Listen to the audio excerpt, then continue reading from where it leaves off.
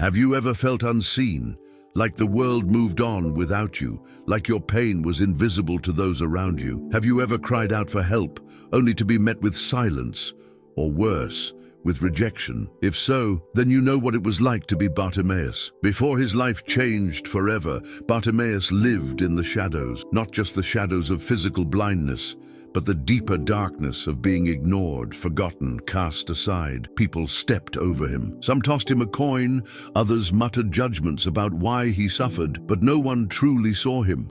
Maybe you know that feeling. Maybe you've walked through seasons where you felt abandoned, where your prayers felt unheard, where hope seemed like something meant for others, but not for you. But what if I told you that Bartimaeus' story is our story, that the same struggles, doubts, and disappointments he faced are the same ones we wrestle with today, that what happened to him on the road to Jericho is a reflection of what God longs to do in our lives now? This is not just the story of a blind man. This is the story of what it means to live in darkness and what happens when Jesus walks by. And when he does, one decision changes everything. Will we stay silent or will we cry out for mercy? Bartimaeus made his choice. Now let's walk in his footsteps. The dusty road of Jericho was both a home and a prison for Bartimaeus. Every morning he sat by the roadside, feeling the heat of the sun on his skin, the roughness of the stones beneath him. He knew the city by sound, the chatter of merchants, the laughter of children, the rhythmic steps of soldiers patrolling the streets. But none of these sounds belonged to him. He was an outsider in his own town, a beggar ignored by those who passed by, reduced to a life of waiting, listening, and hoping for a few coins to fall into his outstretched hands. Darkness was all he had ever known. Born blind, Bartimaeus had learned to navigate a world that refused to slow down for him. He relied on the kindness of strangers, though kindness was rare. Most people barely noticed him. Some tossed a coin his way out of pity, others muttered under their breath, blaming his blindness on sin. He must have done something to deserve this, they would whisper, or worse, his parents must have sinned. The words stung, even though they were familiar. He had heard them his entire life. At night, the loneliness was sharper. The city grew quieter, but Bartimaeus could still hear the scurrying of rats near the walls, the distant howl of a stray dog searching for scraps. He would pull his thin cloak tighter around himself, trying to fight off the desert chill. He had no home to return to, no family waiting for him. His world was made of silence and shadows, a never-ending reminder that he was different, unwanted, forgotten. Yet even in the darkness, Bartimaeus dreamed. He imagined what it would be like to see the stars that people spoke about with such wonder. He longed to witness the sunrise, to know the colors of the market, to look into the faces of those who only ever looked past him. Sometimes he wondered if he would ever escape this life, but those moments of hope were fleeting, quickly replaced by the harsh reality that tomorrow would be the same as today. He had heard of healers before, men who claimed to perform miracles, but they never stopped for beggars like him. No one did. Hope was dangerous. It only led to deeper disappointment. So he had trained himself not to expect anything more than survival. Surviving was all he knew how to do, but deep inside, buried beneath years of rejection and silence,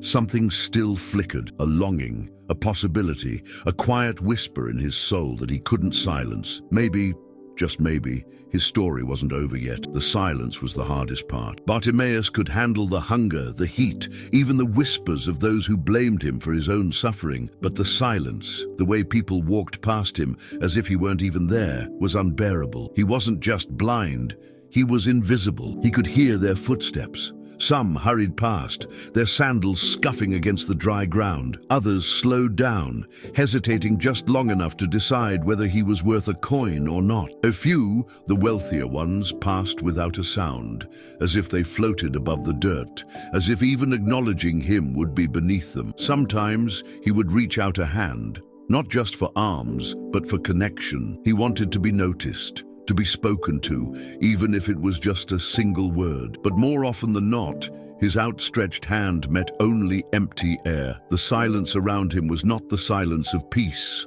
It was the silence of rejection. He had learned to recognize the voices of those who spoke about him, but never to him. Some debated whether his blindness was a punishment from God. Others pitied him in hushed tones, speaking as if he couldn't hear, as if his lack of sight meant a lack of understanding. But worst of all were those who didn't speak at all, the ones who saw him every day, yet never acknowledged his presence. Night was no different. He would sit alone, listening to the distant sounds of the city, the closing of shop doors, the murmurs of families gathering inside their homes, the laughter of children playing before being called to bed. These were sounds of a life he had never known, a world that carried on without him.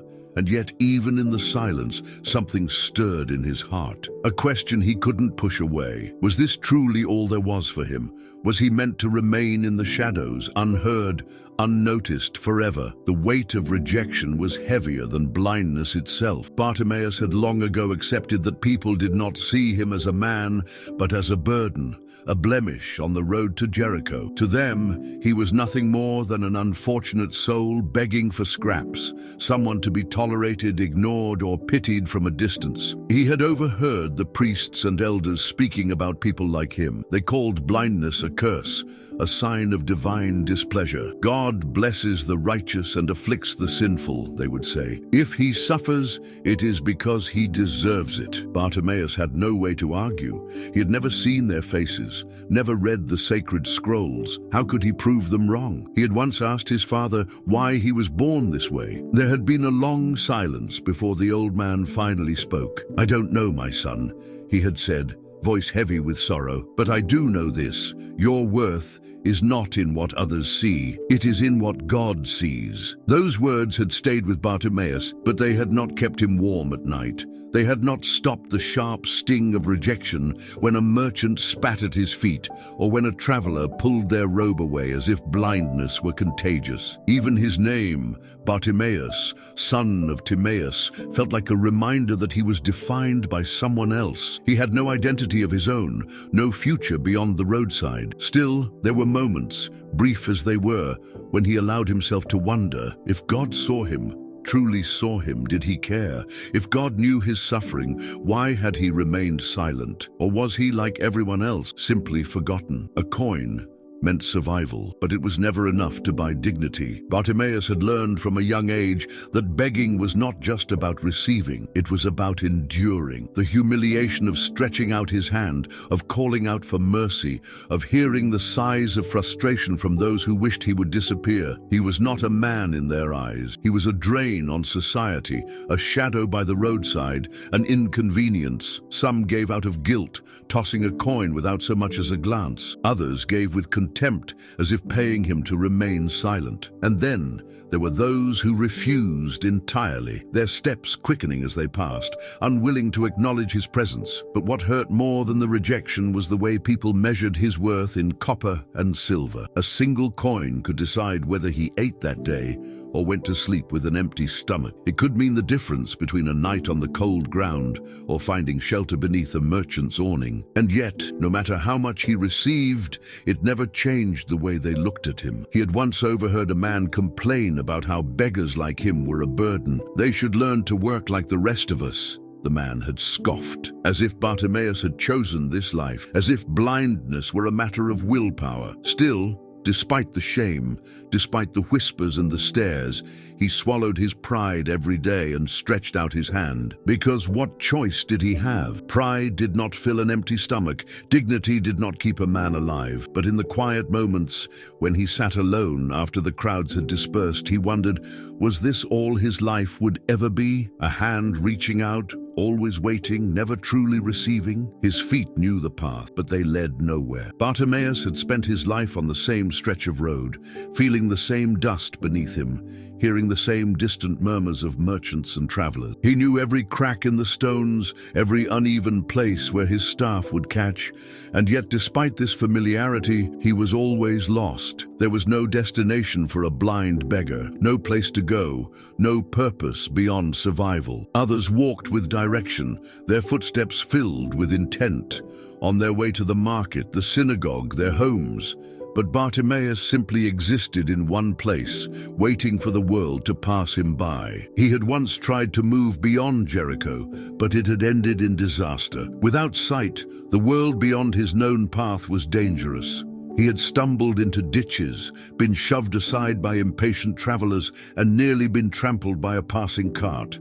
He had no guide, no one willing to take his hand, so he had returned to his usual spot, resigned to the reality that his world would always be small. Still, something inside him resisted. He could not silence the longing for something more. Though his feet had never wandered far, his mind traveled to places he could only imagine. What was beyond Jericho? What was beyond this life of waiting? Sometimes he would hear the excitement in people's voices when they spoke of their plans, their future. He envied that. He envied the certainty in their steps, the way they walked as if they belonged, because deep down he wondered if he belonged anywhere at all. Yet even as he sat in the same place day after day, a restless whisper stirred in his heart. Was there a reason he longed for more? Or was it just another cruel trick of fate to desire something he could never reach? Stories had a way of slipping through the cracks of his darkness. Bartimaeus couldn't see, but he could listen, and so he did. Every conversation, every whispered rumor, every excited shout from the marketplace, he absorbed them all. They were his window to a world he could never witness. Lately, there was one name that kept surfacing: Jesus of Nazareth. Some spoke of him with reverence, others with doubt. But the stories, oh, the stories made Bartimaeus' heart pound. A healer who touched lepers, who made the lame walk, who, could it be true, gave sight to the blind. He had heard of so-called healers before, charlatans who took money and offered nothing in return, but this Jesus was different. The stories weren't just about miracles, they were about compassion. A rabbi who spoke to sinners, who sat with the broken, who didn't turn away from those society had cast aside. Could it be possible? Was there truly a man who saw people like him, not as burdens, but as human beings? Bartimaeus longed to ask, but who would entertain the questions of a beggar? He had no silver to offer, no influence to wield. He was a nobody, and yet the stories ignited something in him, a hunger deeper than his daily need for bread, a longing not just for sight, but for meaning. If Jesus could really heal, if he was truly as kind as people said, then maybe, just maybe, Bartimaeus wasn't forgotten after all. But hope was dangerous. It could build a man up only to crush him again, and Bartimaeus had been disappointed too many times before, so he buried the thought deep within him, telling himself it was just another story. Yet no matter how hard he tried, he couldn't silence the whisper inside. What if it's true? Hope was a double-edged sword. Bartimaeus had spent years training himself not to hope. Hope made a man dream of things he could never have. It made him wonder what it would be like to walk through Jericho without outstretched hands, to hear his name spoken with kindness rather than pity. It made him imagine a life beyond the roadside, beyond the darkness. And that kind of thinking was dangerous. Because what if he was wrong? What if Jesus never came? What if he passed by but ignored him like so many others? What if this was just another cruel game life played on men like him, dangling the promise of something better only to snatch it away? He had seen it happen before. Beggars who heard rumors of kindness, who built up their hopes only to be cast aside when they reached for it. Disappointment was a familiar companion, and Bartimaeus had learned to live with it. He told himself it was safer to expect nothing, and yet something within him resisted. There was a restlessness in his soul that he couldn't shake. No matter how much he tried to bury the thought, the name of Jesus lingered in his mind like an ember refusing to die. What if Jesus truly was different? What if he saw beyond the dirt, the blindness, the begging? What if for the first time in his life someone truly saw him? The fear of disappointment told him to let go of such foolish thoughts, but something stronger, something deeper whispered back, What if this is your moment? What if everything is about to change? The day began like any other. Bartimaeus woke to the same dusty air, the same distant sounds of merchants setting up their stalls, the same hunger gnawing at his stomach. Nothing about this morning felt different. The world carried on as it always had, indifferent to his existence. He took his usual place by the roadside, stretching out his hands, waiting for the familiar shuffle of feet, the occasional clink of a coin, the murmurs of those who pitied him, or worse, ignored him altogether. He knew the routine. The sun would climb high, the air would grow heavy with heat, and he would sit, waiting for scraps, waiting for another day to pass. But something in his chest felt unsettled, a stirring, a restlessness. It had been growing for days, ever since he first heard the whispers about Jesus of Nazareth. Travelers spoke of him with awe, some calling him a prophet, others claiming he was the Messiah. And then there were the stories of healing. The blind could see, the lame could walk, the dead live. He wanted to push the thoughts away, to remind himself that miracles were for others, not for him. But what if, just what if, Jesus was different? What if today wasn't like every other day? He listened intently to the sounds around him, the usual chatter, the clinking of coins, the distant cry of a child. But then something changed. The air itself seemed to shift. There was a growing murmur, a ripple of excitement moving through the crowd. Something or someone was coming. The noise was unlike anything he had ever heard before. It started as a distant murmur, like the rustling of wind through olive trees. Then it grew, a wave of voices, footsteps quickening, the unmistakable energy of a crowd moving with purpose. Bartimaeus had spent his life listening, and he knew this was no ordinary gathering. Something, someone, was at the center of it. He tilted his head, straining to catch fragments of conversation. "It's him, the rabbi. Jesus of Nazareth is passing through Jericho. He healed a leper in Galilee, even cast out demons. They say he opened the eyes of the blind." Bartimaeus' breath caught in his throat. Jesus, the name he had only dared to whisper in his thoughts, was now being shouted in the streets. He was here, not in another town, not in some distant land. Here, on this very road, his heart pounded. How many times had he dreamed of this moment, only to shove the thought away in fear of disappointment? And yet, now it was real. The man who touched the untouchable, who saw the unseen, who gave light to those in darkness, was steps away from him. He wanted to stand, to move, to do something, but panic gripped him. What if he missed his chance? What if Jesus passed by too quickly? What if the crowd drowned out his voice? 1,000 doubts swirled in his mind, but one thought was louder than them all. I cannot stay silent. Taking a deep breath, he filled his lungs and cried out with everything he had. His desperation, his hope, his entire life poured into one desperate plea. "Jesus, Son of David, have mercy on me." The reaction was immediate and harsh. Voices snapped at him from every direction. "Be quiet! Stop shouting!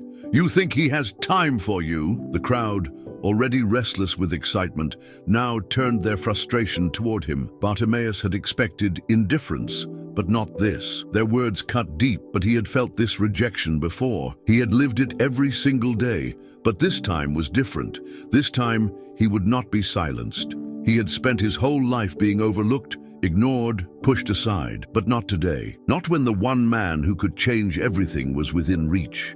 He would not let fear steal this moment from him, so he cried out again, louder, stronger, more desperate. "Jesus, Son of David, have mercy on me." And then something happened. The footsteps slowed. The murmur of voices shifted. The crowd, which had been moving forward, suddenly came to a stop. Bartimaeus held his breath, and then, through the chaos, through the noise, through the countless voices calling for his attention, Jesus spoke. "Call him." The crowd that had tried to silence him now turned toward him with new voices. "Cheer up, get up.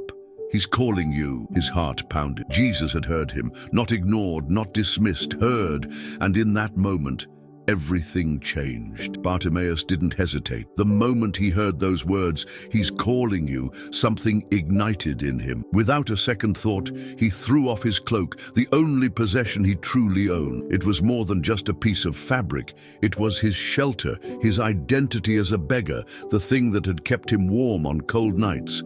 But none of that mattered now. He stumbled to his feet, his hands reaching out, his heart racing. He didn't know exactly where Jesus was, but that didn't stop him. He moved toward the voice that had called him, guided not by sight, but by faith. And then he was there, face to face with the man he had only heard stories about. The crowd fell silent as Jesus spoke. "What do you want me to do for you?" The question was simple, yet profound. Bartimaeus had begged for years, surviving on the mercy of others. He could have asked for money, for food, for a place to stay, but this was Jesus, the one who had opened blind eyes before, the one who healed with a touch, the one who saw people. His voice didn't waver. "Rabbi, I want to see." He wasn't asking for survival anymore. He was asking for a new life. Jesus didn't hesitate. "Go," he said, his voice steady, filled with something Bartimaeus had rarely heard directed at him. "Kindness, your faith has healed you." And in an instant, light exploded into Bartimaeus' world. For the first time in his life, he saw. The darkness that had surrounded him for years vanished in the blink of an eye. Colors, shapes, faces, everything rushed in at once. The dusty road beneath him, the sky stretching endlessly above, the faces of the very people who had told him to be silent. And then Jesus. His was the first face Bartimaeus truly saw, and what a face it was. No disappointment, no rejection, no impatience. Just compassion, just love. Tears filled his newly opened eyes as he took it all in. He had dreamed of sight. But this was more than he had ever imagined. The crowd gasped in awe, whispering among themselves. Some rejoiced, others were stunned into silence. But Bartimaeus heard none of it. His world was no longer defined by their voices, their approval, or their scorn. He had been blind, but now he could see, and there was only one thing left to do. He followed Jesus. Bartimaeus had spent his life sitting, waiting, begging, but now for the first time he moved, not guided by the sound of footsteps or the pull of uncertainty, but by a clear, unwavering purpose. He could have gone anywhere. He could have run through the streets of Jericho, taking in every sight he had never known. He could have returned to the people who had pitied him, proving that he was no longer the man they once ignored. He could have gone back to the life he had always known, but now with sight. But none of that mattered, because Jesus was walking ahead, and there was nowhere else he wanted to be. With every step, his heart swelled. He was no longer Bartimaeus the beggar, Bartimaeus the blind man, Bartimaeus the forgotten. He was Bartimaeus, the one who had been seen, and so he followed. The road ahead was unknown, but he was no longer afraid, because the man who had opened his eyes had also opened his heart, and he knew this was just the beginning. Bartimaeus' story didn't end with sight, it began with it. For years, he had sat in the dust, defined by his blindness, by the whispers of those who said he was cursed, by the rejection of a world that saw him as less. But in a single moment, when he refused to stay silent, when he cried out despite the voices telling him to stop, everything changed. And isn't that the way it is with us? How many times have we let the weight of life silence us? How often have we believed the lie that our prayers don't matter, that our suffering is unseen, that we are too broken to be restored? But Bartimaeus' story is proof that Jesus hears, that he stops for those the world ignores, that he sees what others overlook. But here's the most beautiful part. When Jesus healed Bartimaeus, he didn't just restore his sight, he gave him a new purpose. Bartimaeus followed him. He didn't return to his old life. He didn't sit back down by the roadside. He walked forward into the unknown, into a future he had never imagined. And that's the invitation for us today. Maybe we're sitting in the dust of disappointment, in the darkness of rejection, in the silence of unanswered prayers. But when Jesus passes by, we have a choice. We can let him keep walking, or we can cry out, "Son of David, have mercy on me." And when we do, everything changes, because the same Jesus who heard Bartimaeus hears you. The same Jesus who saw him sees you. The same Jesus who restored him wants to restore you. So today, whatever burden you're carrying, whatever pain has kept you in the dark, don't stay silent. Cry out and step into the light.